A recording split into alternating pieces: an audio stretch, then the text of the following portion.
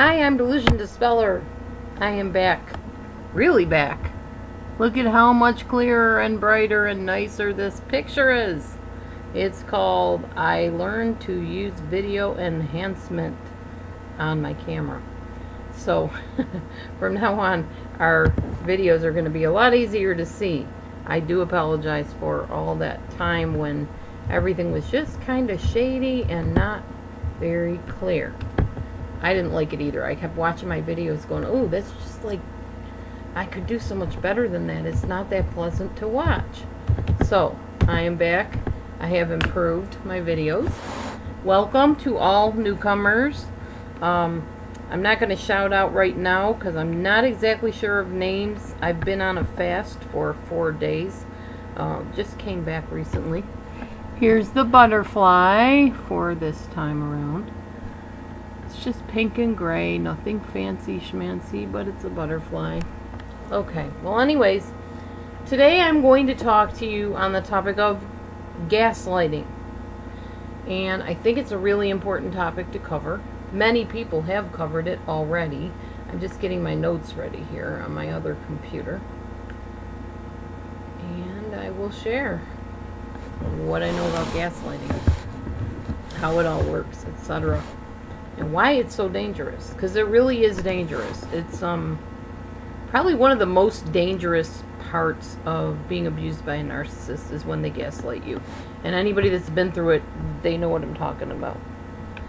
Okay, so what is gaslighting, first of all? Gaslighting, by definition, means you are manipulating somebody psychologically. You are convincing them to question their own sanity. And that's why it is so dangerous. Because if a narcissist can get you to doubt that you are sane, they've got you. Plain and simple. So I have an example for you today. I'm not going to actually act it out like I usually do with the little quotations and stuff. But I'm going to share a story that happened with my daughter. My oldest daughter. When she was, I believe it was 2nd or 3rd grade maybe. Anyway, she came home. She had a hole in the side of her nose right here where your nose indents, and it looked like lead, or maybe not lead but graphite from a number 2 pencil point, and there was a definite hole in her nose. And I said, Carol, what happened? The teacher pushed me down and I poked the pencil through my nose. I was like, what? The teacher did what? I was livid. So I called a conference with the teacher. I got to the conference. We talked about all her grades and all the small talk stuff. Oh, how are you doing? I'm doing good. I'm like wondering what this pencil point going through my daughter's nose is about, you know. I didn't say that. I was thinking it.